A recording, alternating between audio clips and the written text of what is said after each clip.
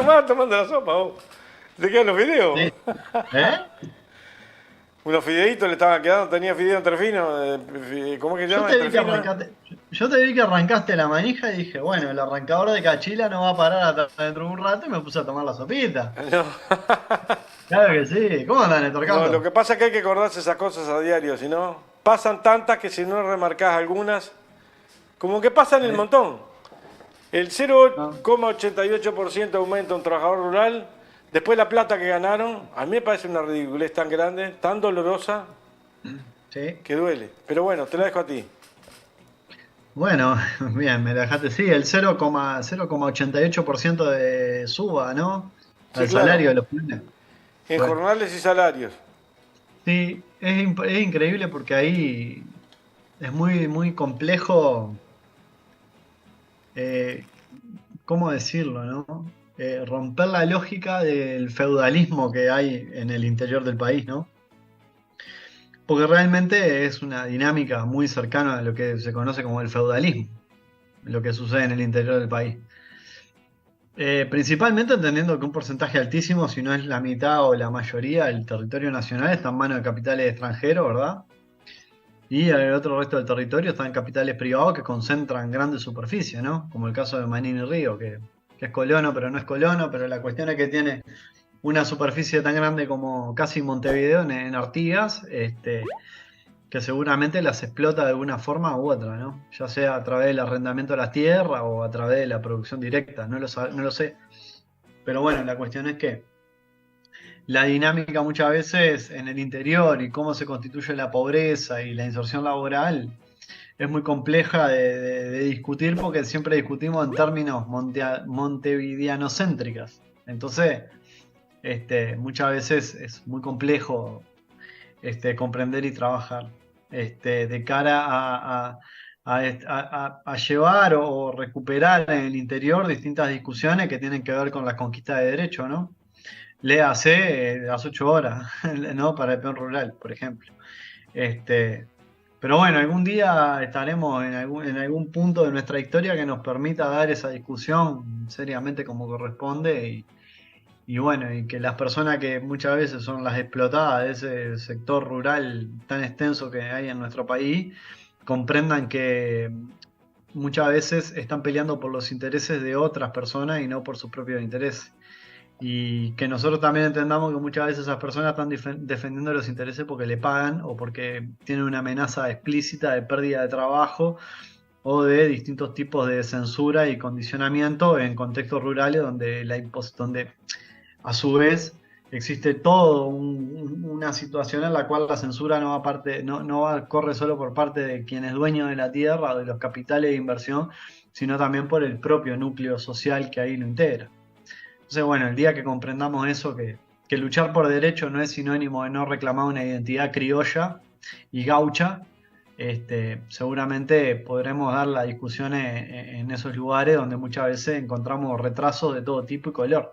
Y en esto que vos decías que hay cosas que no hay que olvidarse, hay que remarcar, me gustaría señalar que hace no mucho un patrón de estancia vinculado al Partido Nacional azotó a fustazo a uno de sus capataces. Y la noticia salió por toda la prensa. Esto era, ¿no? En Salto era así, sí, sí. Claro, obviamente acá no pasó.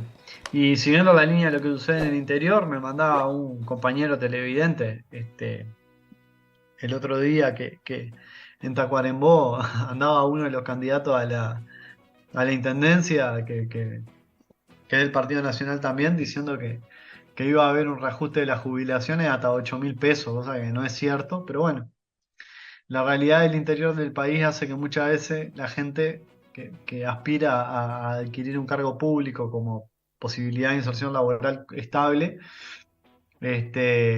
haga que caiga presa de esos discursos que son casi evangélicos muchas veces, ¿no? Porque yo he laburado mucho en el interior del país, ya lo he contado muchas veces, y realmente cómo curten a verso a la gente y cómo la gente queda rehén de esa situación, producto de un discurso que muchas veces apela a una racionalidad que es muy larga, muy maciza y muy sesuda y que no tiene como una traducción en una transformación de la realidad inmediata. ¿no? Y a su vez, en el otro extremo, la injerencia directa de formas de política decimonónicas vinculadas al caudillismo, que terminan generando que los políticos del interior eh, terminen resolviendo cosas de la vida cotidiana de una persona y solamente con eso alcanza para que ese candidato o esa candidata se gane la simpatía, ¿no? Para el resto de su vida.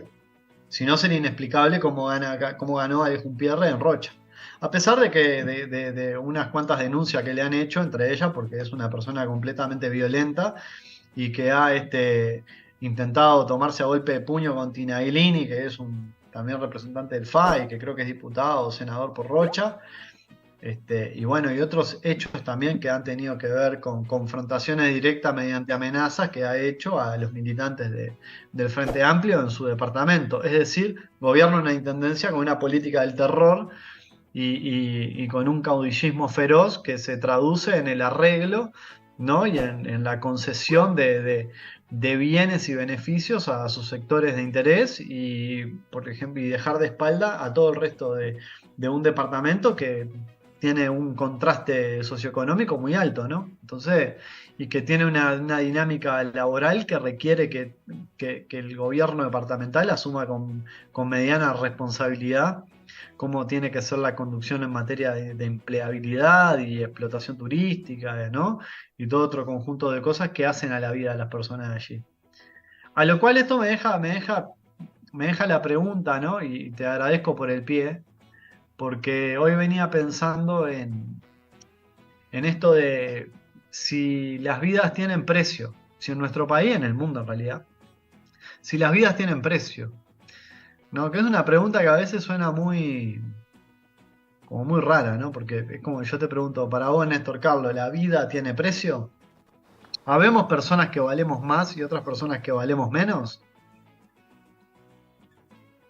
¿Qué me decís? Yo aprecio mi vida, pero no tiene precio. ¿Vos creés que hay personas que no valen más que otras? Yo creo que no, que valen todas por Pero, igual. sí, yo pienso lo mismo. Creo que ante la ley, ante el Estado y ante la vida, somos todos iguales o todas iguales, Eso ¿no? depende después luego quién transforma, quién hace los diferentes estados a nivel nacional e internacional. A nivel internacional, que tiene que ver más con una ideología antigua. Eso Vos tiene que que sos ver un con, estudioso. eso tiene que ver con los proyectos que muchas veces los gobiernos tienen de conducción de sus estados, ¿no? Y eso tiene que ver siempre con una perspectiva fuertemente anclada a la concepción de clase, ¿no? Una perspectiva de clase. Pero antes de ir a eso, ¿quién conforma los estados? ¿Quiénes Por fueron los supuesto, que han conformado los diferentes estados a nivel internacional? ¿Cómo es que se históricamente. subdividen por una frontera, Río Uruguay para acá, Río Uruguay para allá? ¿Quién divide a Sí, Brasil de Argentina de Uruguay? ¿quiénes han conformado los estados históricamente y en nuestra parte del mundo a qué intereses hemos estado supeditados y subyugados la gran parte de la historia de nuestro país? Y a su vez, cómo responden determinados sectores de clase en relación a esos intereses, a defender sus propios intereses, en relación al conjunto elitista de este país, que no es minoría, sino que es una élite, porque son también pocos, pero que concentran gran parte de la riqueza ¿no? En el mundo y en nuestro país principalmente, y que legislan en beneficio de ellos mismos, tratando de anteponer un discurso en el cual nos quieren transmitir que todas las personas le importan por igual. Entonces, cuando está esa reflexión de que escuchamos hablar a los representantes de hoy en día, ¿no? De nuestro gobierno, de nuestro oficialismo, de que ellos piensan en la libertad de todas las personas, en la libertad individual, en las condiciones de vida, en la mejora de esto y lo otro, nos damos cuenta que claramente hay un desfasaje entre el discurso que tiene y la realidad. Y que la realidad termina mostrando lo más descarnado que es realmente cómo se sirven de una retórica mentirosa y muchas veces falaz para sostener lo que son las medidas que toman, ¿verdad? Porque las amortiguan, porque las edulcoran, porque las camuflan, porque no las dicen o porque les dejan que se pierdan en el correlato de todas las noticias que a diario vivimos. Y a su vez tenemos por otra parte esa fina y casi cirujana selección de noticias a las cuales accedemos y que terminan conformando la órbita pública del discurso. Es decir, ¿de qué cosas discutimos las personas que vivimos en una sociedad? Y bueno, discutimos de las cosas que los medios de comunicación nos imponen a discutir. Y los medios de comunicación son privados, por lo tanto, las personas que son dueñas de esos medios de comunicación van a discutir de los intereses que les sirvan a ellos, no van a discutir de los intereses que no les sirvan. No existe ese relato de que en pos de una objetividad y una neutralidad que no sé dónde está, tratan de poner y recuperar todas las voces. Como fue parte de la acusación que le hicieron a TV Ciudad en esta fuerte cruzada que hay contra la Intendencia de Montevideo, ¿no? De decir que en TV Ciudad no se recuperan todas las voces cuando tenemos 4 canales que trabajan al servicio del oficialismo todos los días, casi 24 horas. El problema es que generalmente encontramos muy poco. Creo que Solmay, me parece, yo sé a qué lo decís, pero creo que es más amplio todavía. Son más de 4 A ver. medios. No, no. Puse 4 medios en esto de que hay un conglomerado de 3 Seguro, núcleos de porque medios. detrás de ellos, por ejemplo, Montevideo se divide en las cableras. Si tenés una opción A, o B, o C o D, tampoco podés porque son la misma cosa. Sí, yo Perdón. lo mencionaba esto de Sí, los sí, 3 yo lo medios entendí. porque sí. ¿Eh? Que lo entendí, te pido disculpas la interrupción.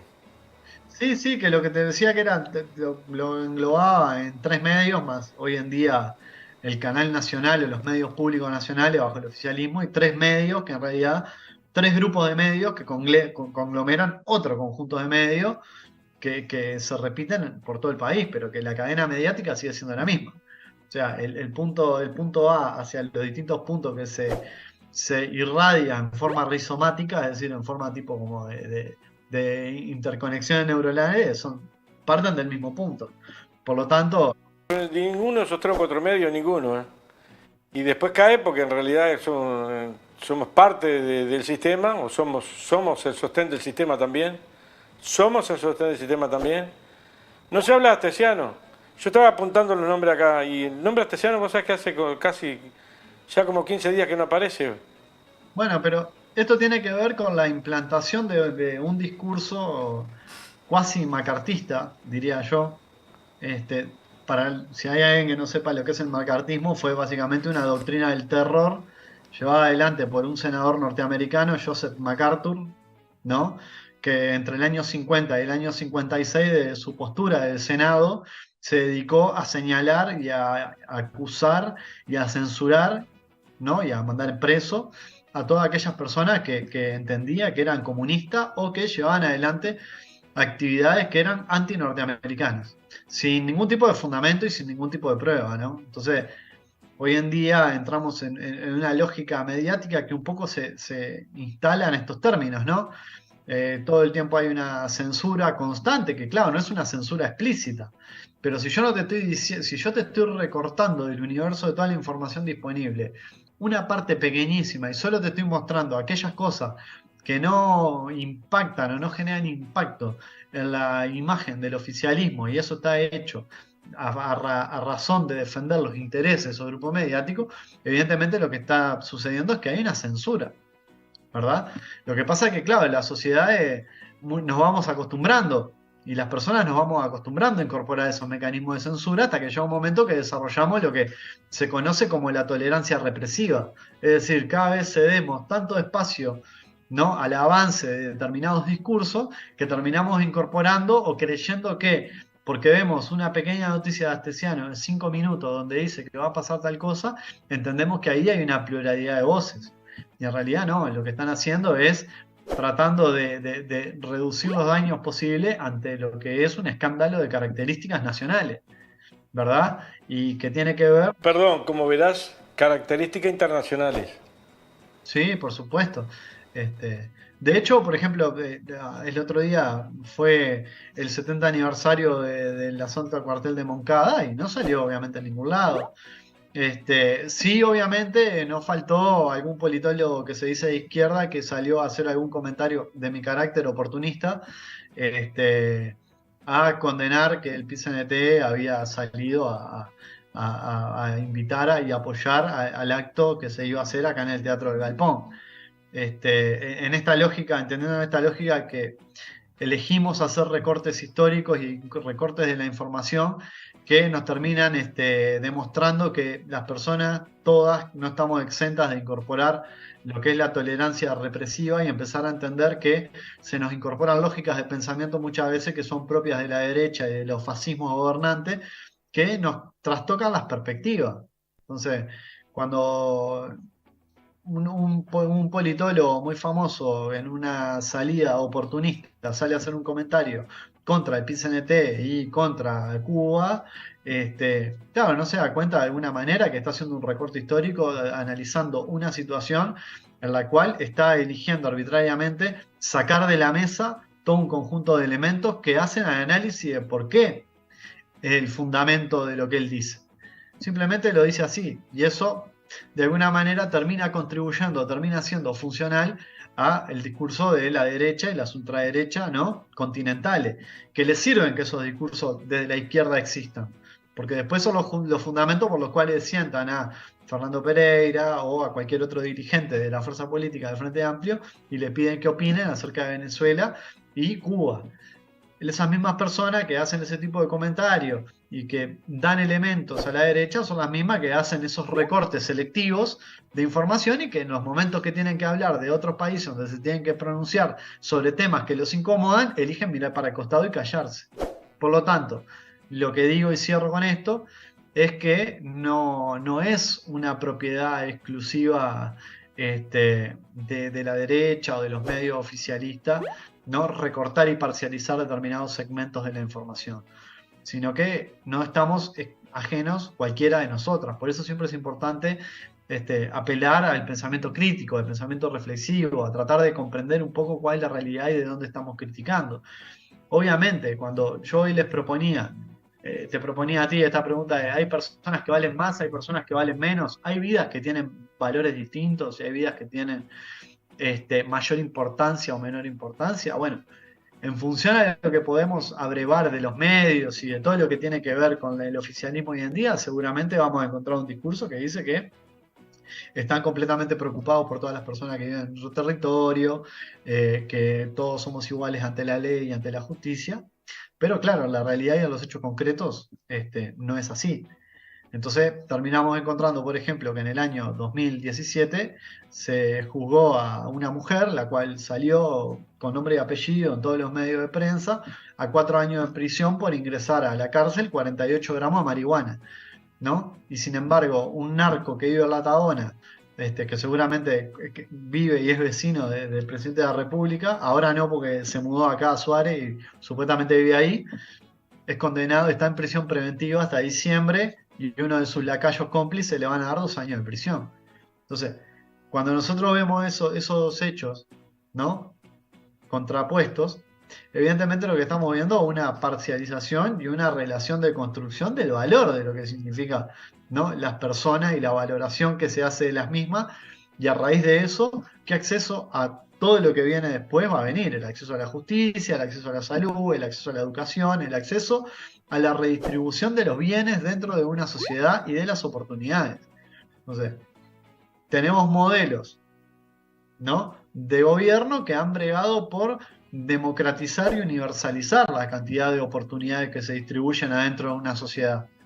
Pero hoy en día tenemos un gobierno que lo que ha hecho es todo lo contrario: segmentar y concentrar las oportunidades y los bienes que hay adentro de nuestra sociedad para restringirlas y dejarlas acopladas a su sector que pretenden beneficiar, que no es más que la alta clase media en este país, o el sector más alto de la clase media, y obviamente la oligarquía, ¿no?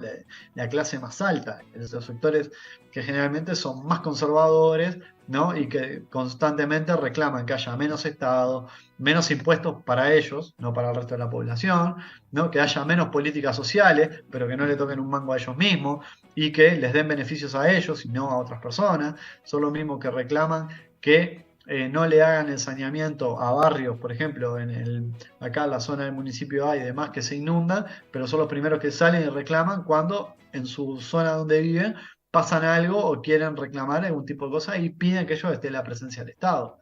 Entonces, cuando hablamos de estas cosas, lo que estamos hablando es que en nuestro país y hoy en día, y con un fuerte sesgo, y esto es importante que las personas lo sepan, es que para este gobierno no todas las personas somos iguales y estamos divididas en al menos dos grupos. Todos aquellos o tres, todos aquellos que son, no son dignos de merecer nada, y a todos esos se les vuelca el discurso de la meritocracia y de que tienen que salir adelante por sus propios medios, ¿verdad? Y por otro lado están todos aquellos que parecen ser seres iluminados, que bajaron de un plato volador acá a la Tierra y que vinieron a conducirnos en una suerte de clarividencia hacia un futuro próspero del cual todavía no hemos tenido ninguna señal.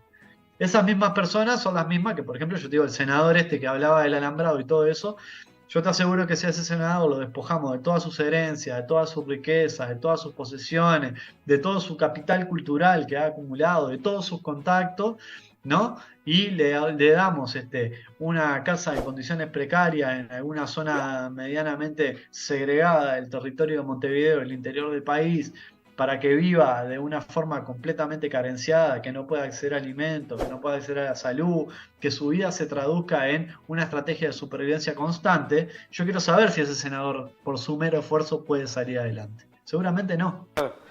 Me hace acordar eso a una cosa que sucedió mientras vos no nacías. ¿Qué pasó? A ver, contámela. Parece la cárcel del pueblo. ¿Parece qué? Falta para ir a revolverla, mamá.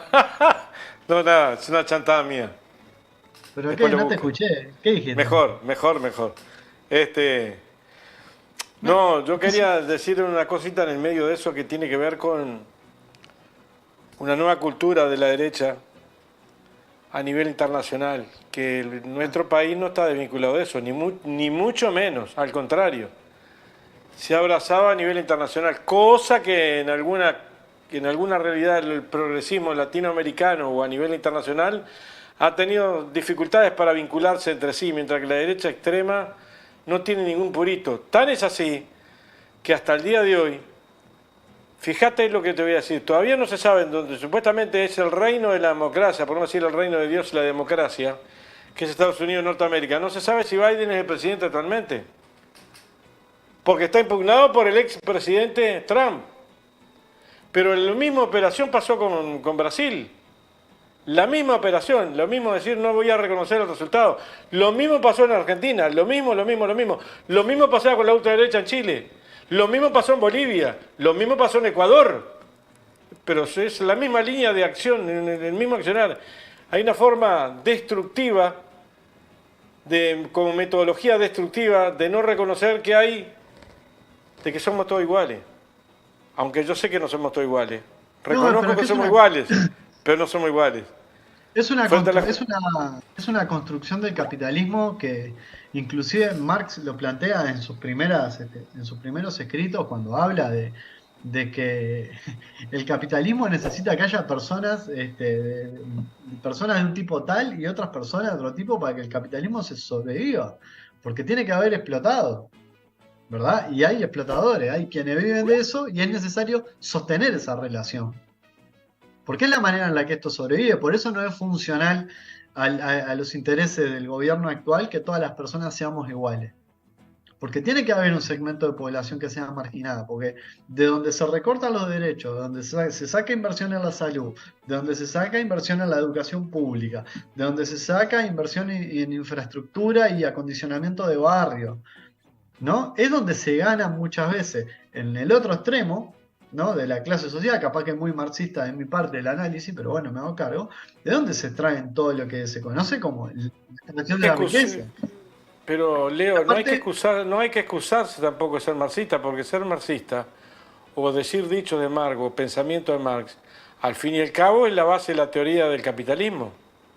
Bueno, y a su vez, en esa extracción, en esa despojación total de eso más preciado que es la producción del valor de las cosas, a su vez, si la persona toma conciencia de su situación en la que está, si las personas tomamos conciencia de la situación en la que estamos, evidentemente trataríamos de luchar. En el discurso de la meritocracia, a mí siempre me gusta preguntarle a las personas que sostienen el discurso de la meritocracia, decirle, ¿ustedes piensan que las personas viven en condiciones precarias porque tienen ganas?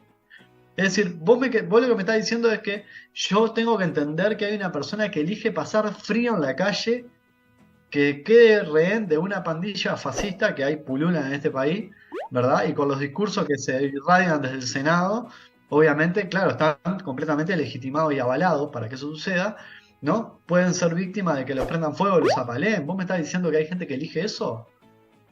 Yo la verdad, discúlpeme, si hay una persona me sostiene que eso es una libre elección, yo siento que me está insultando cuando me lo dice.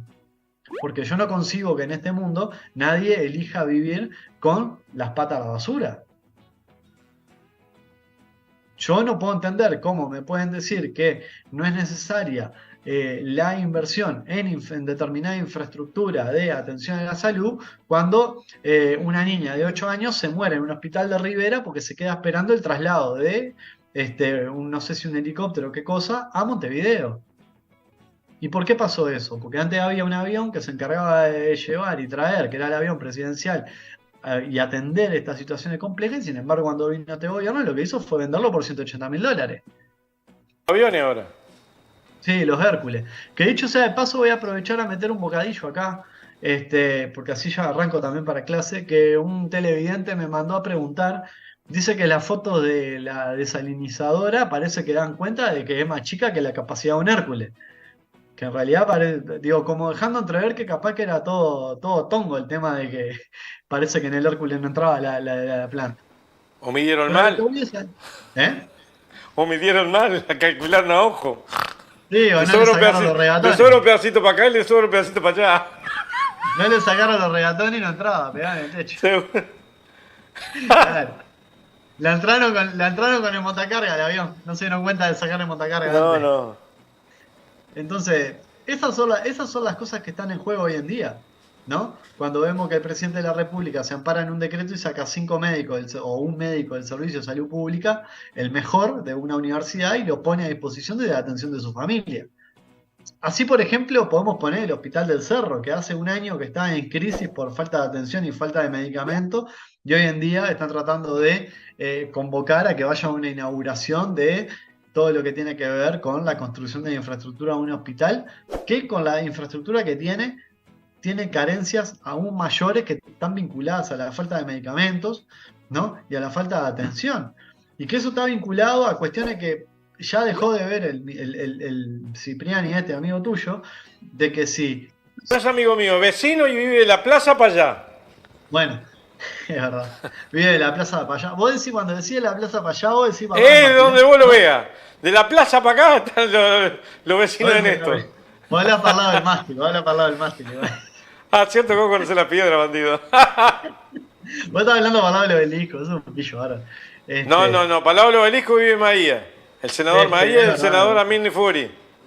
Es verdad, también, sí, la casa de tienda también, ni furia ahí de telas, ahí en la vuelta. Exacto, y 7 del hijo. El dueño, papá. Ah, bueno, mira. Pero es senador. Vecino mío. Esa es la concepción, discúlpenme que me extendí un poco. Y en esta cuestión. el subministro de vivienda vive de la plaza para allá, Jaquenbruchico. ¿Ya? Acá, mirá que acá está toda la crema. Acá Bien, está acá. la fiscal Mirta Llanza y vive de la plaza para acá. Carámbula Eso es vive de la verdad. plaza para acá. Carámbula vive de la plaza para allá. Escuchame. Está todo acá. Todo Lolo, diría la canción. Todo Lolo. El vicepresidente de ACE, Sosa, vivía de la plaza para acá también. Pero vos sos como Roberto Carlos, tenés 1.000.000 de amigos en la piedra. Estamos rodeados. ¿Y eso? Ay, sí. Ay, ¿Eh? sí, las piedras hay mucho. Bueno, el Tati Sabini vive en la plaza para acá, que es senador. Mirá todos los que están acá. Está loco, muchacho. Agustín, no me acuerdo el apellido ahora, Agustín, diputado que era secretario general de la Intendencia Municipal de Montevideo del MPP, vive de la plaza para acá. También. O Mirá que vos banda vos que vivís en la hay. plaza para acá también. Chiquito, por favor. O vos vivís en la línea del medio. No, yo voy de la plaza para acá. De la plaza para allá y en otro. O vos estás ahí en el medio del camino acá, como estaban Don Gregorio y Doña Amanda allá atrás. Yo estoy cerca del sanatorio Crami. Bueno, Que está en la plaza para acá también. No quería extenderme mucho más, pero un poco era eso lo que quería conversar un poco hoy, porque es importante tomar en dimensión cuál es la perspectiva que está atrás de todo esto, que tiene que ver con una perspectiva de gobierno nacional, pero también tiene que ver con una avanzada contra determinadas conquistas y determinados procesos que se han dado en Latinoamérica y que han tenido como horizonte, ¿no? Bregar por que al común de las personas nos lleguen un poquito mejor las oportunidades. Me quedaron algunas noticias en el tintero, como que querían. Dios querido. Me quedaron como. Pero eso sos vos, porque yo vengo a hablar de otra cosa y vos me hablas de otra Sí. y me metés el dedo en la oreja y yo te vengo a Ahora. hablar de lo que vos querés. Lo que pasa es que tomaste la sopa que tenía Bacolé. Diría Argentino Luna, Espinaca, quédate con espinaca. esa sopa estaba mala como manga de piedra, diría Argentino Luna, ¿no? Bueno, vamos a No, la tanda que que ya se viene Pinto. sí, sí, lo dejo ahí a Nino y yo me voy a clase y bueno, espero que no haya sido muy aburrido, pero es importante muchas veces volver a un compañero el otro día decía, cuando pierdo el rumbo, cuando a veces estoy dando las discusiones me estoy dando cuenta que pierdo el rumbo, tengo que volver un poquito hacia atrás, hacia las bases, para darme cuenta de desde dónde empecé a construir por primera vez. Y es importante tener presente que nos estamos enfrentando a lo que en algún momento Arismendi tildó como esto es la oligarquía contra el pueblo, o como dijo Sereni también alguna vez, de un lado está la oligarquía blanca y colorada y del otro lado está el pueblo. Y es importante desmenuzar esos discursos en material concreto, porque esto parece que fueran como discursos políticos que alguien dijo alguna vez como una suerte de eslogan de campaña, y no. Eslogan de campaña es que aparezca una muchacha que no la conoce ni el loro y que su familia es conocida por haber recibido sobres con dinero, ¿no? Y coimas, y venga a decir que no es de derecha ni izquierda. Eso es un eslogan. Ahora, decir que de un lado está la oligarquía blanca y colorada y del otro lado está el pueblo es mucho más que un eslogan. Es una perspectiva, es una forma de comprender En la el realidad marco, material. en el marco de ese alambrado que se tendió por parte del senador, en el marco de ese Sí, alambrado, hay una propaganda que hoy está más vigente y empieza a tomar vigencia. No te vayas, hermano, ha nacido una esperanza. Pim, pim. Vamos a la tanda. gracias Néstor, gracias a todas por ahí.